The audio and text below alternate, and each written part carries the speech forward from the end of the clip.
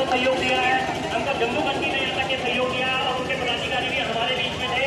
9 राज्यों में हमको इस आंदोलन के लिए सहयोग किया था और उन्होंने हमको बधाई दी है कि उत्तराखंड जो देश हुई है उसने ये पहला राज्य जैसे टीटी का फूल बनाया है और आगे जाके ये टीटी का जो ये कार्यक्रम है ये आगे तक चलता रहेगा। इसी के साथ ही मैं ज्यादा समय नहीं रोकना आप लोगों का, तो हमने ज्ञापन तैयार किया है। साथ साथ सम्मानित हमारे मंत्री साहब जो यहाँ पे माननीय मुख्यमंत्री उत्तराखंड जी के प्रतिनिधि के रूप में ज्ञापन लेने यहाँ पे आए हैं, उनके समक्ष में पढ़ के सुना रहा हूँ, आप इसको भी ध्यान से सुने। ये हम सबकी मांग है, ये हम सबकी आवाज है, ये हमारी सबकी ताकत है, ये हमारी सबकी शक्ति है। सेवा में माननीय मुख्यमंत्री जी उत्तराखंड शासन देहरादून, जिसे पार्टी एक्ट लागू होने से पूर्व शिक्षक शिक्षकों को टीईटी के अनिवार्यता से किए जाने एवं शिक्षक हितों से संबंधित सभी मांगों के निराकरण के संबंध में महोदय सविनय निवेदन है कि शिक्षा का अधिकार अधिनियम 2009 गुणवत्तापूर्वक एवं समान शिक्षा व्यवस्था सुनिश्चित करने के उद्देश्य से लागू किया गया था। इसके अंतर्गत शिक्षक गुणवत्ता एवं शैक्षिक मानकों को सुदृढ़ करने हेतु शिक्षक पात्रता परीक्षा टीटी का बूथ कह रहे हैं, यही है और टीटी का बूथ की व्यवस्था निर्धारित की गई। दिनांक 29 मई 2026 को माननीय उच्चतम न्यायालय द्वारा टीटी में संबंधित पारित आदेश के पश्चात आदि एक्ट लागू होने से पूर्व नियुक्त शिक्षकों के समक्ष गंभीर स्थिति उत्पन्न हुई है। वर्तमान में उत्तराखंड राज्य में लगभग 20,000 से अधिक तथा पूरे भारतवर्ष में लगभग 25 लाख शिक्षक इस विषय से प्रभावित हो गए हैं। बताओ, शिक्षक इस न्याय संगत व्यवस्था एवं प्रारंभिक शिक्षा की निरंतरता को ध्यान में रखते हुए निम्न मांगों पर सकारात्मक निर्णय अपेक्षित है। हमारी प्रमुख मांगे हैं आदि एक्ट लागू होने से पूर्व नियुक्त शिक्षकों को टीटी की अनिवार्यता से मुक्त किया जाए। आदि एक्ट लागू होने से पूर्व अनेक शिक्षक राज्य सरकार द्वारा निर्धारित नियमों अहताओं एवं चयन प्रक्रियाओं के आधार पर विधिवत नियुक्त हुए हैं।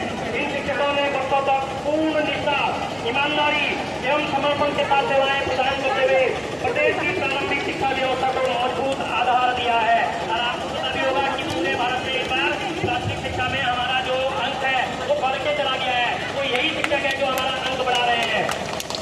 अतः ऐसे शिक्षकों को टीटी की अनिवार्यता से मुक्त किया जाना न्यायोचित होगा। इसके लिए राज्य सरकार केंद्र सरकार से आवश्यक पहल करते हुए कानून में संशोधन के माध्यम से संरक्षण प्रदान करे।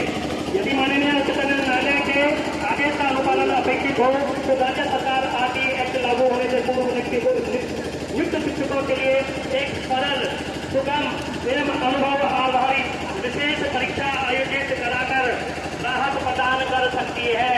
अगर आप वैसा नहीं कर सकते हैं तो हमने आपको रास्ता दिखा दिया कि आप ऐसा भी कर सकते हैं, जिससे शिक्षकों के हितों की रक्षा के साथ साथ न्यायालय के आदेश की गरिमा भी बने रहे।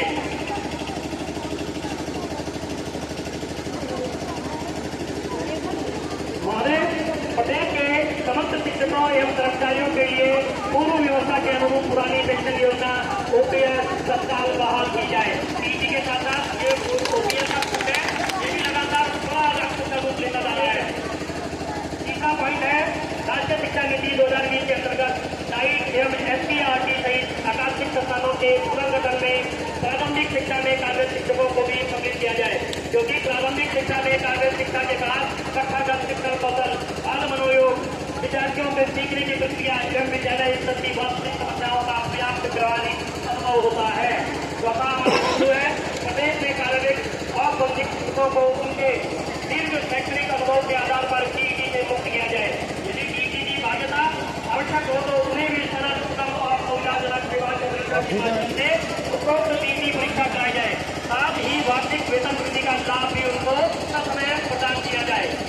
प्रारंभिक शिक्षा में कार्यरत शिक्षकों को 3 वर्ष की सेवा पूर्ण होने के पश्चात सेवा काल में एक बार गृह जनपद स्थानांतरण, अंतर मंडलीय, अंतर जनपदीय एवं पारस्परिक स्थानांतरण की सुविधा प्रदान की जाए। ये भी बहुत बड़ी मांग है हमारी। गोल्डन कार्ड योजना में व्याप्त सभी विसंगतियों को दूर कर शिक्षकों, कर्मचारियों एवं पेंशनरों को सुगम चिकित्सा सुविधा उपलब्ध कराई जाए। सातवां बिंदु है धारा 1 एवं धारा 27(2) के अंतर्गत प्राप्त शिक्षकों की समस्या की प्रक्रिया शीघ्र पूर्ण की जाए। आठवां बिंदु है प्रदेश में कार्यरत शिक्षा मित्रों को न्यूनतम वेतन मानदेय ₹35,400 एवं महंगाई भत्ते का लाभ प्रदान किया जाए।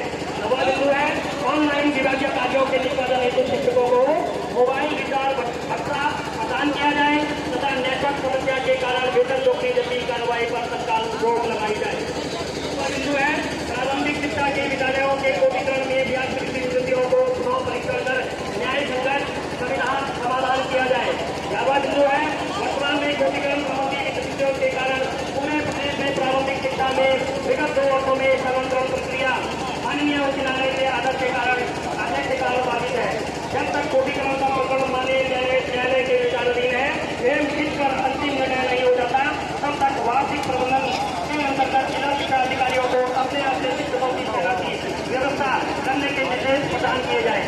12वां बिंदु है प्रदेश में कार्यरत प्राथमिक वर्ग के शिक्षकों को लगातार गैर शैक्षणिक कार्यों में लगाया जा रहा है जिससे विद्यालयों में पठन पाठन व्यवस्था प्रभावित हो रही है। अतः आदि है 2009 की धारा 27 में वर्णित जनगणना व्यवस्था प्रभावित हो रही है। जनगणना आपदा राहत कार्य स्थानीय निकाय विधानसभा एवं लोकसभा निर्वाचन को छोड़कर केवल 1 दिन की इलेक्शन ड्यूटी और जनगणना के लिए ही आरटी में प्रावधान है। उसमें जो बीएलओ की ड्यूटी है उसका सही प्रावधान किया है। उसमें तो छोड़कर किसी भी अन्य ड्यूटी अथवा गैर शैक्षणिक कार्यों में प्राथमिक वर्ग के शिक्षकों को किया जाए। महोदय उपरोक्त मांगों केवल शिक्षक हितों तक मिली नहीं है बल्कि प्रदेश की प्रारंभिक शिक्षा की गुणवत्ता एवं भविष्य से जुड़ी हुई है। अतः आपसे विनम्र अपेक्षा है कि इन न्याय के मांगों पर शीघ्र सकारात्मक निर्णय लेकर शिक्षक समुदाय को राहत प्रदान करने की कृपा करेंगे। जय भारत, जय उत्तराखंड।